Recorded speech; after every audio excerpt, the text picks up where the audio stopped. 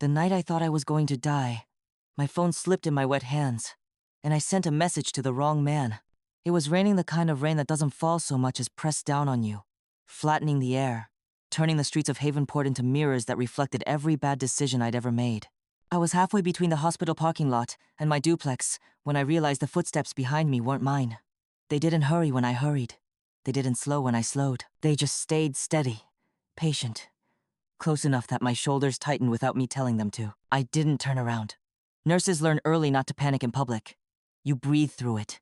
You count steps. You focus on small things, the sting of rain in your eyes, the squeak of your shoes, the weight of your bag cutting into your shoulder. I told myself it was a neighbor.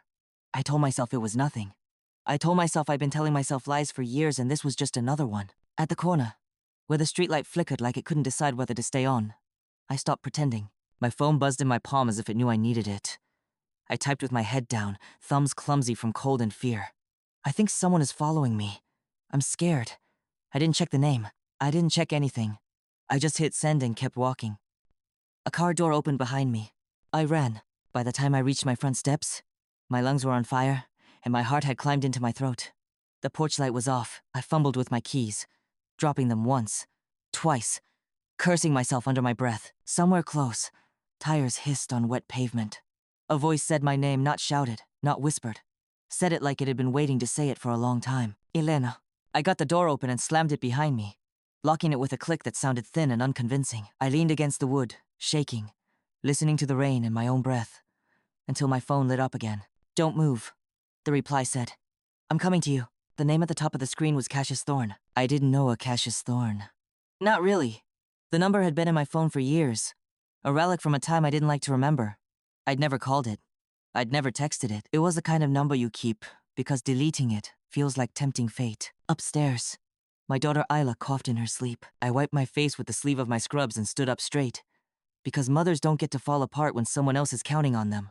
Outside, the rain kept pressing its opinion into the night. Inside, my phone stayed quiet, like it was holding its breath with me. That was the night everything I thought was buried came back to the surface. Before that, my life was smaller, manageable.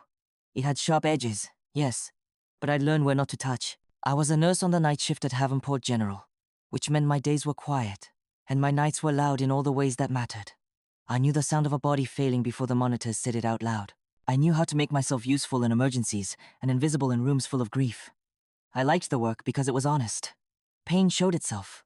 Healing did too, when it came. My duplex sat 3 blocks from the water, close enough that the air always smelled faintly of salt and rust.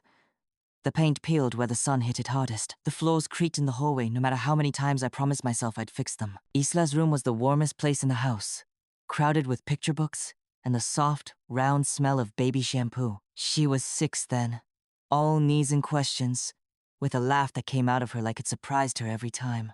Mornings were ours. Pancakes on days I wasn't too tired. Cereal when I was. I packed her lunch with careful notes folded small enough to hide in the corner of her bag. Be kind, I wrote most often, because it was the lesson I was still learning myself. Leo used to call in the afternoons, back when he still called. He had a way of making ordinary things sound like promises. He'd say he was working late, that he'd stop by, that things were about to get easier. Then he'd stop saying anything at all. People like to ask about my ex-husband in a tone that pretends not to be curious. Where's her father? They'd say, eyes sliding away like the answer might stain them. I learned to shrug in a way that closed the subject. He's not around, I'd say. Which was true. It was also incomplete. Leo disappeared 2 years before that stormy night, leaving behind a stack of unopened mail and a voicemail I'd listened to until it wore thin. The police asked questions they already had answers to. His brother's name came up once, quickly, and then didn't come up again. In Havenport, some families were better left unmentioned. I told Isla her father had gone far away for work. I told myself I was protecting her. The truth was I didn't know how to explain the shape of a man who could leave without leaving a note. Life settled into a rhythm after that. Work, school, groceries, the long way home when the weather was nice. I learned the sound of my own house at night, the refrigerator's hum, the tick of the clock, the way the wind worried at the windows like it had something to say. I learned how to be alone without feeling abandoned. There were moments, though, little tears in the fabric of ordinary days. A black sedan parked too long across the street. A stranger who asked my name like he already knew it. An envelope with no return address, empty except for a hotel keycard snapped in half. I threw those things away. I am very good at throwing things away. The number for Cassius Thorne stayed in my phone because it belonged to a different life. Leo had given it to me once, late at night. His voice tight. If anything ever feels wrong, he said, you call this man. I laughed then, because I didn't want to live in a world where that sentence made sense. Cassius, as I remembered him, was a rumor, a name spoken low. A man who kept to himself and didn't forgive easily. He'd come by the house once, years ago. Tall and quiet, eyes like he was measuring the walls for exits. He shook my hand and held it a beat too long, as if committing the feel of it to memory. When he left, the room felt emptier, like a storm had passed without raining. After Leo vanished, I never thought about Cassius again. Or I tried not to. I focused on Isla's spelling tests and my patient's blood pressure, and the small victories that kept me upright, until the night the rain pressed down and my phone answered back. After that first message, everything moved quickly and slowly at the same time. I checked the locks twice. I crept upstairs and sat on the edge of Isla's bed, listening to her breathe, counting each rise and fall like a promise I intended to keep. Outside, an engine idled, then cut off. Somewhere close, a door closed softly. My phone buzzed again. They're looking for something, Cassius wrote. You have it, even if you don't know you do. I stared at the words until they blurred. I thought of Leo's mail, the half-empty drawers, the way he'd kissed Isla's hair like he was saying goodbye to something he didn't deserve. Who is this? I typed, though I knew. The reply came after a pause that felt deliberate. A man who owes your family a debt, it said, and a man who doesn't intend to let them take you. I didn't sleep that night. Dawn came pale and unsure, like it wasn't convinced it belonged. When the knock finally came, it was gentle, respectful, the kind of knock that asks permission. I opened the door to a man with rain-darkened hair and a face that looked older than I remembered. His eyes flicked past me, cataloging the room, the stairs, the thin line of light under Isla's door. When he looked back at me, there was something like apology there. Elena, he said softly, we don't have much time. And just like that, the quiet life I'd built folded in on itself, and I stepped into the long shadow of truths I'd been avoiding. Cassius stepped inside like a man who had already measured the cost of being there. He closed the door behind him with care, turning the lock slowly, listening to the click like it mattered. He smelled of rain and metal, the kind of scent that lingers after storms and arguments. Up close, I could see the thin white line of a scar along his jaw, the faint, bruised shadow under one eye that no amount of sleep would fix. He took off his coat and laid it over the back of a chair without asking, as if he'd done this before in other houses, other emergencies. Where's Isla? He asked quietly. Upstairs, I said, my voice steadier than I felt. Sleeping. He nodded once. Good. Let's keep it that way. I didn't invite him to sit. He didn't ask. He stood in the middle of my living room, hands loose at his sides, eyes taking in the small details, the framed drawings on the wall, the stack of library books, the chipped mug in the sink. He looked like a man memorizing a place he might need to remember later. You said they're looking for something, I said. What does that mean? It means Leo didn't just disappear, Cassius replied. And it means his problems didn't disappear with him. I felt my jaw tighten at the sound of my ex-husband's name. It had weight still, even after all that time. I don't know anything about his problems, I said. I'm a nurse. I work nights. I come home. I make dinner. That's my life.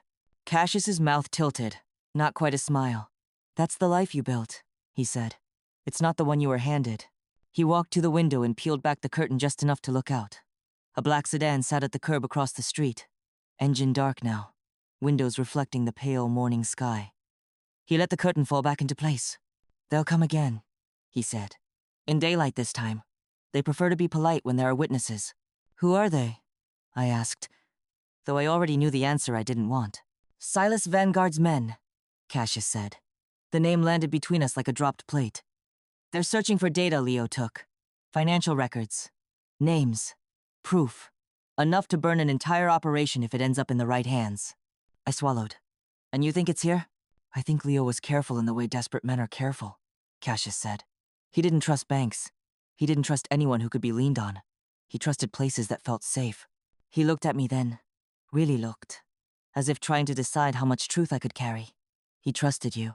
The words hurt, in a dull, spreading way. If he trusted me, I said, he wouldn't have left me like that. Cassius didn't argue. He inclined his head, acknowledging the point. Trust and love don't always move together, he said. Sometimes they cross paths and keep going. Upstairs, a floorboard creaked. My heart jumped. Cassius raised a hand, palm out, and waited until Isla's cough settled back into sleep. Only then did he speak again. "You need to pack," he said. "Enough for a few days. Clothes, medications, anything Isla can't sleep without." "And go where?" I asked. "Somewhere they won't look first," he replied. "I have a place on the coast. Old, quiet, the kind of place that doesn't ask questions."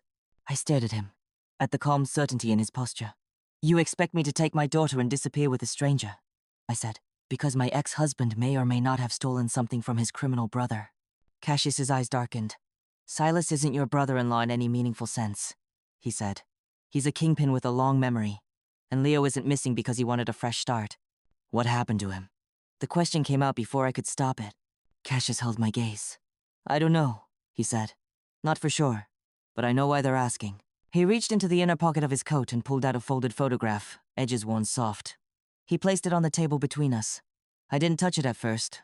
I didn't need to. I could see the woman's face clearly enough from where I stood, dark hair pulled back, eyes bright with something like mischief, a hand resting on Cassius's shoulder. "My wife," he said. "Mara." There was a tenderness in his voice that surprised me. He'd spoken of everything else like a ledger. Entry facts, consequences, nothing wasted. This was different. "She was killed 5 years ago," he continued. "Shot outside our home. Wrong place, wrong time," they said. I picked up the photo then, my fingers careful. "And you don't believe that?" "No," he said. "I believe Silas ordered it. And I believe Leo was there." The room seemed to tilt. "Why would Leo—" "Because he was in too deep," Cassius said. "And because he was trying to get out." I put the photo back down, my hands trembling now. Pieces began to line up in ways I didn't like. The late nights, the secretive calls, the tension that lived under Leo's charm like a second skin. "Why are you telling me this?" I asked. "Because our interests align," Cassius said. "And because I won't let another innocent pay for their sins." "Innocent," I repeated softly, thinking of Isla's small shoes by the door. Cassius checked his watch. "We leave in 20 minutes, he said. "They'll knock politely around 10. By then, you'll be gone." I wanted to argue, to demand proof, to insist on calling the police. But there was a gravity to him that pulled against my fear, a sense that he'd already walked this road and knew where it ended.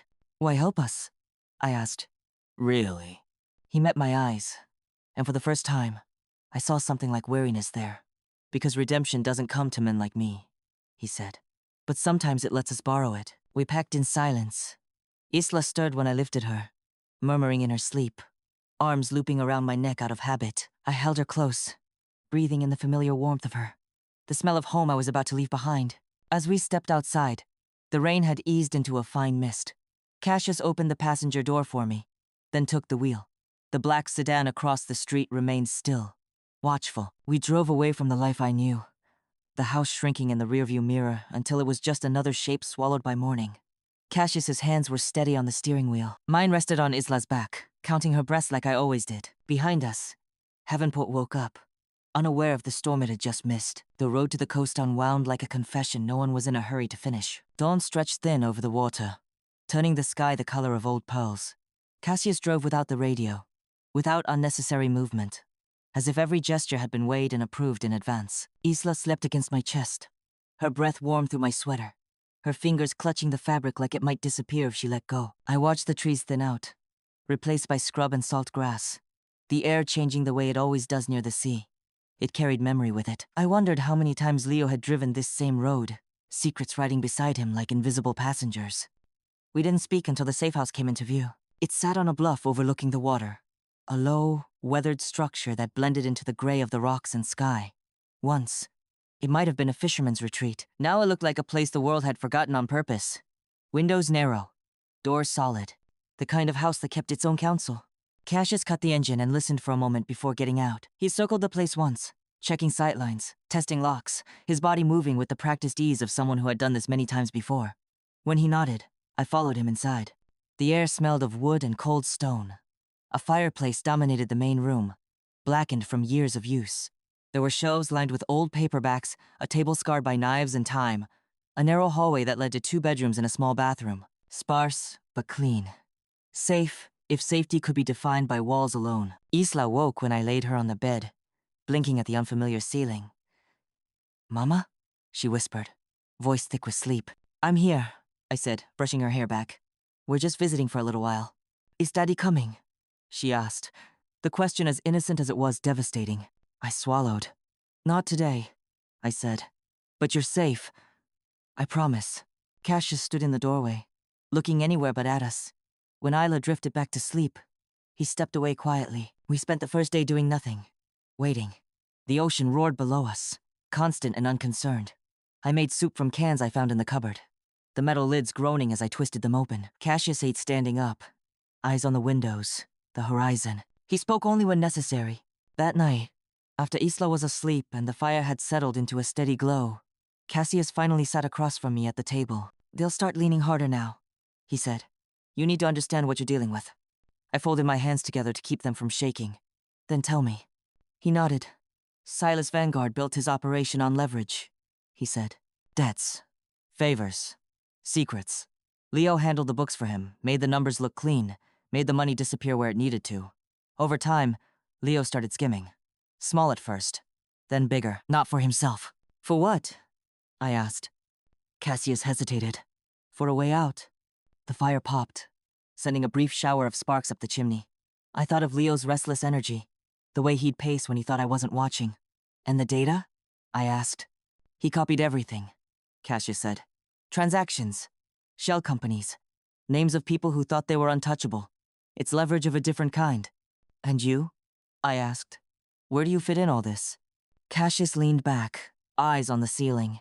Mara was a journalist, he said. Investigative. She was getting close to Silas's operation, connecting dots that weren't meant to be connected. Leo knew. He warned her off. Did she listen? I asked, though I already knew. No, Cassius said. She never did. Silence stretched between us, heavy with things unsaid. You think Leo killed her? I said finally. Cassius's jaw tightened. I think he was there, he said. I think he made a choice he's been running from ever since. Sleep didn't come easily that night.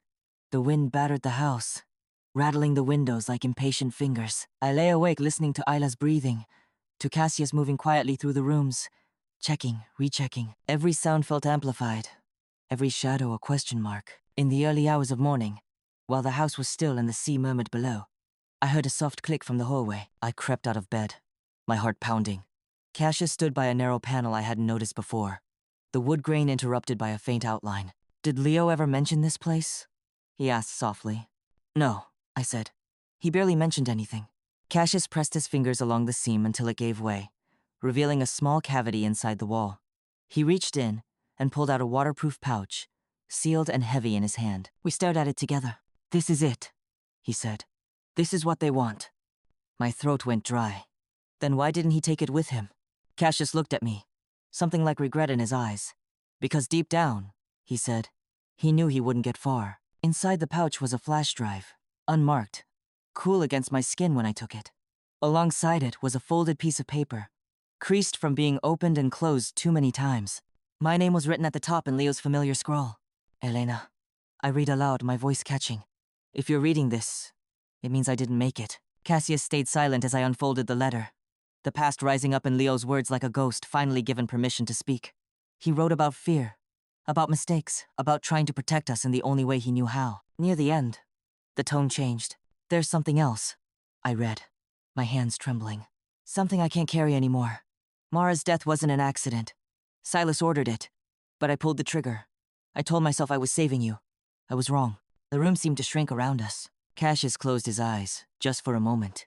When he opened them, whatever softness had been there was gone, replaced by a cold, steady resolve. He confessed, I whispered. Yes, Cassius said. And now Silas knows he did. I looked down at the flash drive, at the weight of truth in my hand. What happens now? I asked. Cassius met my gaze. Now, he said, we end this. Outside, the sea crashed against the rocks, relentless and sure.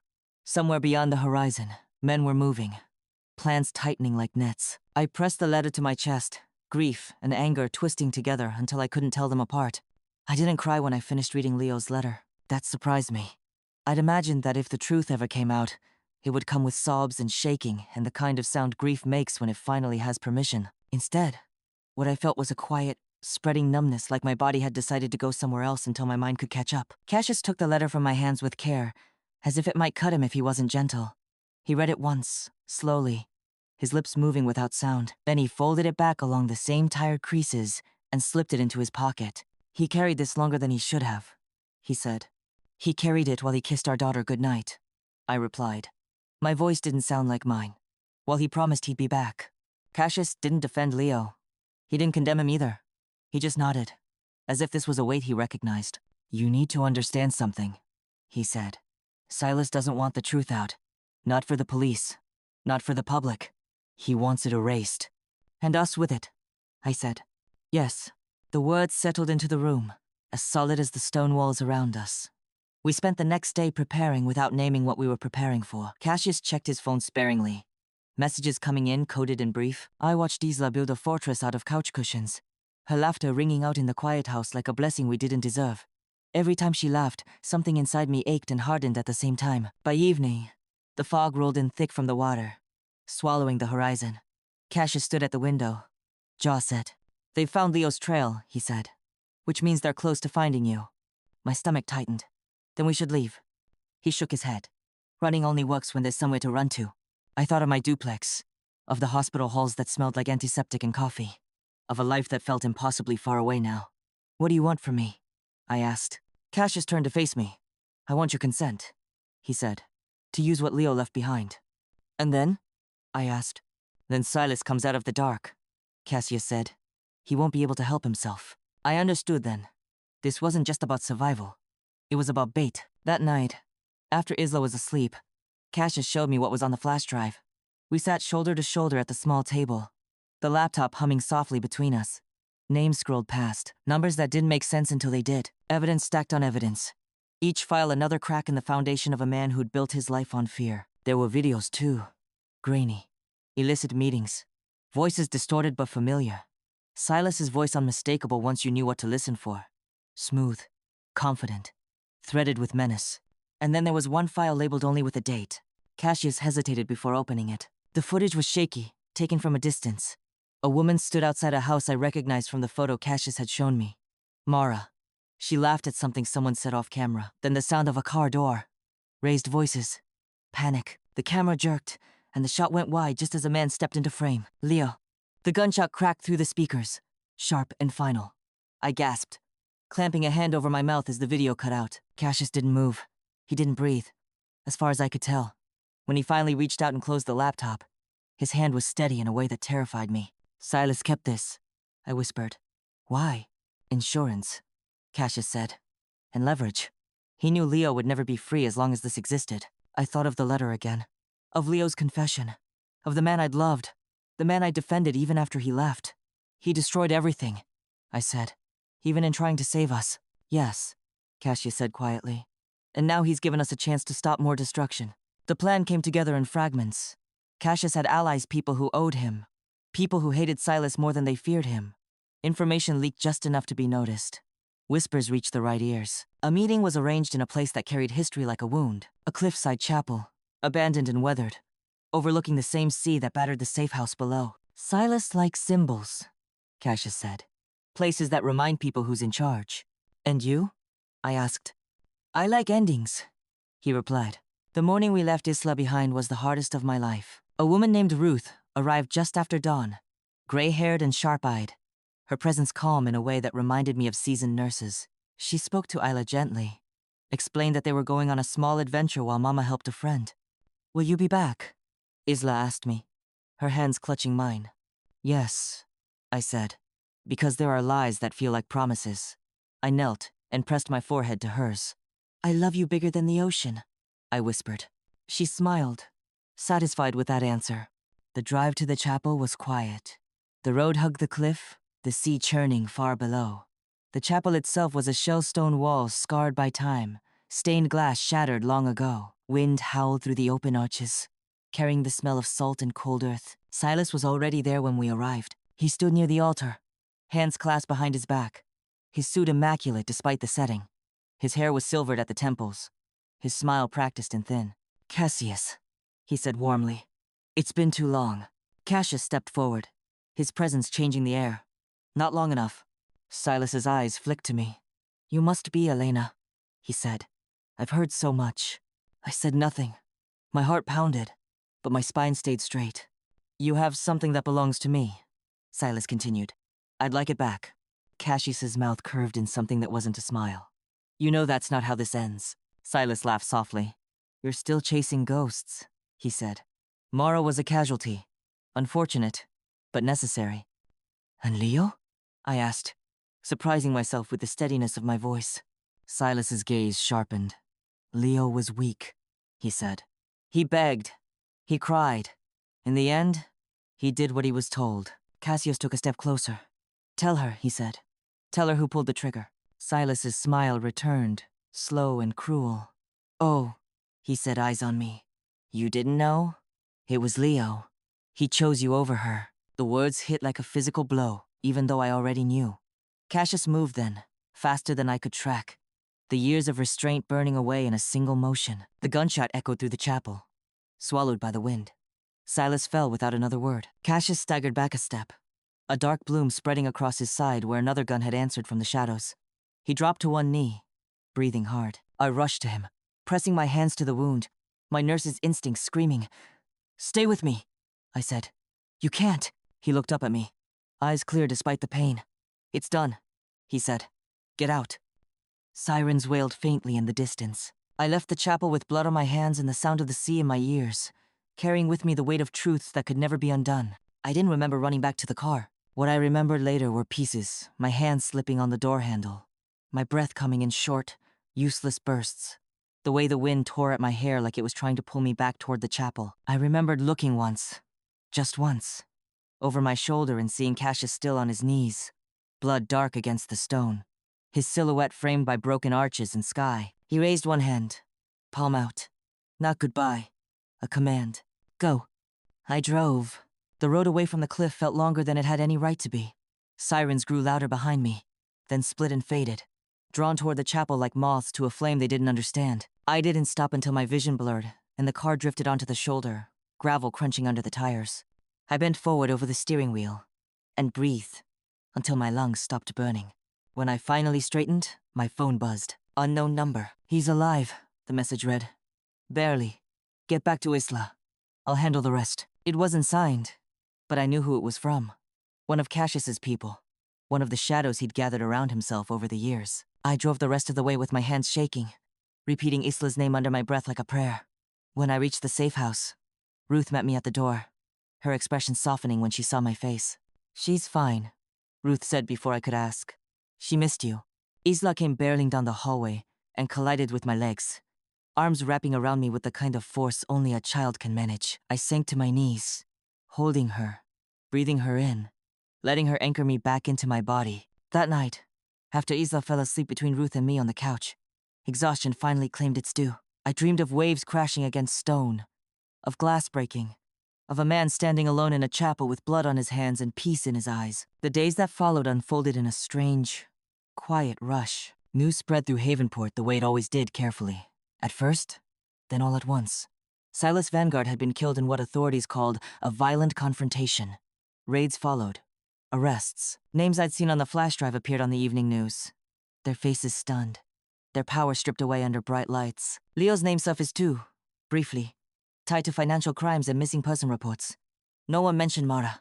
No one mentioned the video. Cassius vanished from the headlines entirely. A week later, a man in a dark jacket knocked on the door of the safe house. He didn't give his name. He handed me an envelope thick with documents and a small, unfamiliar phone. He wanted you to have these, the man said. And he wanted you to know, it's over. Inside the envelope were bank statements, property deeds, a trust established in Isla's name.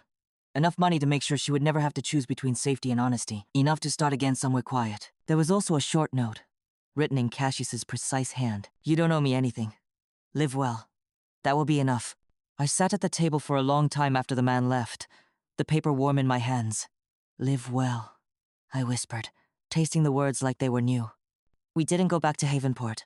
Instead, I found a small house farther down the coast, close enough to the water that the sound of it seeped into our walls at night. I took a job at a local clinic day shifts this time and learned the names of my neighbors slowly, cautiously. Isla started school again. She learned the tides, collected shells, asked fewer questions about the past and more about the future. Some nights, When the house was quiet and the sea spoke in its low, steady voice, I thought about Cassius. I wondered where he was, if he'd healed cleanly, if the ghosts that followed him had finally loosened their grip. Once, months later, I thought I saw him standing at the edge of the beach at dusk, a tall figure watching the horizon. When I blinked, he was gone. Maybe he was never there at all. I kept Leo's letter locked away, unread now but not forgotten. I didn't forgive him, not fully, but I let go of the need to hate him. Carrying that weight would have only given his choices more power than they deserved. What I carried instead was responsibility. To my daughter, to the truth, to the quiet life that had been bought with too much blood to be wasted. I learned that safety isn't the absence of danger, it's the presence of people willing to stand between you and it.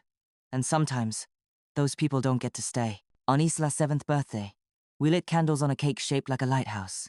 She made a wish I didn't ask her to share. As she blew them out, the ocean answered with a long, rolling sigh. Later that night, after she was asleep, I stood on the porch and watched the dark water stretch out toward forever. Somewhere out there, I believed, a man who had spent his life in shadows was finally resting. Not because his hands were clean, but because his last choice had been the right one. That was his redemption. And this quiet house, this laughing child, this steady breath in my chest was mine. Life in our quiet coastal town was a slow healing, like the way the tide gradually erases footprints from the sand, soft, inevitable, and sometimes incomplete. The news of Silas Vanguard's death rippled through Havenport. But here, far from the city's eyes, it was just another headline buried under weather reports and school board meetings. Still, the truth had its way of slipping out. One morning, as I sat in the clinic's waiting room folding patient charts, a woman I recognized from the local grocery store approached me. Her name was June, a widow with sharp eyes and a softer heart, known for knitting scarves for every newborn in town. "I heard about your troubles," she said, voice low and steady, "and how you and your little one got caught in all that darkness." I nodded, wary but grateful for her discretion. "It's not often someone escapes a storm like that without carrying some of the rain," June continued, pressing a woolen mitten into my hand. "But sometimes, it's the ones who've weathered the worst who shine the brightest." Her words surprised me not because they were kind, but because they were honest. I realized then that people didn't need the full story. They just needed to know you were still standing. At home, Isla began to blossom. Her laughter filled every corner of our small house like sunlight through the windows. She made friends at school, learned the names of the tide pools, and even built a shaky but determined sandcastle with a drawbridge and moat that rivaled anything I'd seen. But beneath her light, I could still feel the undercurrents, the shadows left behind by a past that refused to fully loosen its grip. One afternoon, a man I didn't recognize showed up at the clinic. He introduced himself as Detective Marlowe, assigned to follow up on the Vanguard case. His questions were careful, probing gently into the edges of what I knew and what I could safely share. "Miss Vance," he said, "we know Leo was involved deeper than anyone imagined, and that you've been through a lot. If there's anything you want to tell us, anything that can help bring justice." I looked him in the eyes, steady and unwavering. "Justice," I said softly, "isn't always about punishment. Sometimes, it's about peace." He nodded, a flicker of understanding in his gaze. Later, when Isla was asleep, I sat by the window and wrote a letter of my own, not to Leo, not to Cassius, but to the life I hoped to build from the fragments left behind. I wrote about fear, about courage, about learning to trust again, not just others, but myself, about the kind of love that doesn't demand perfection, only presence. Months passed. Cassius never returned, but sometimes I felt his presence like a quiet guardian watching from the edges of the storm. One evening, after a long day at the clinic, I found a small package on our doorstep. Inside was a book, an old, leather-bound journal. No note, just a faint scent of cedar and something I couldn't name. I opened it and found pages filled with Cassius's handwriting stories of Mara, of the fight against Silas, and of a man searching for redemption in the shadows of his own past. Reading it felt like hearing a voice I'd missed without knowing it was gone. That night, as Isla slept peacefully beside me, I understood something vital. We are all stories, unfinished and evolving. Sometimes, the chapters we wish to forget are the ones that teach us the most about who we really are. I looked out at the ocean, the waves whispering secrets only the brave choose to hear. And I whispered back, "We're still here." The years didn't erase the past, but they softened its edges like a stone worn smooth by the sea. I built a life for Isla and me, brick by careful brick. The mornings began with the smell of coffee brewing and the distant cry of seagulls. We learned to find beauty in the ordinary, the way sunlight hit the kitchen table, the softness of Isla's hair when she rested her head against my shoulder, the quiet hum of the ocean just beyond our windows. There were moments, of course, When the shadows returned, small things that caught me off guard. A new story that mentioned Silas Vanguard. A stranger's glance that lingered too long. The echo of Cassius's voice in a dream. But those moments didn't define us anymore. Isla grew into a bright, curious girl, her laughter filling every corner of our small house like a bomb. She learned to swim in the sea, fearless and wild, a living reminder of resilience. One afternoon, she came home from school holding a drawing she'd made a lighthouse standing tall against crashing waves. Its beam steady and sure. "Look, Mama," she said, eyes shining. "It's for you." I held her close, the weight of everything we'd been through melting away in that small, perfect moment. Healing, I realized, isn't about forgetting the storm. It's about finding the courage to stand in the rain and still see the light. Years later, I visited the cliffs near the old chapel, the place where so much had ended and begun. The chapel was gone now, just a memory etched into the stones and sky. I stood at the edge, watching the sea stretch into forever. And for the first time in a long time, I felt a quiet peace. I thought of Cassius, wherever he was, and hoped he had found his own healing, his own redemption. Because sometimes, the greatest battles are fought in silence, and the bravest victories never make the headlines. I picked up a smooth stone and let it fall into the water, watching the ripples fade into the endless blue. We carry our past with us, always, but it doesn't have to carry us. Would you have found the strength to walk away? To forgive? To love again after so much loss? Tell me in the comments. If you've been touched by this story, please consider subscribing for more like it. We all have stories that shape us. Thank you for sharing this one with me. Elena.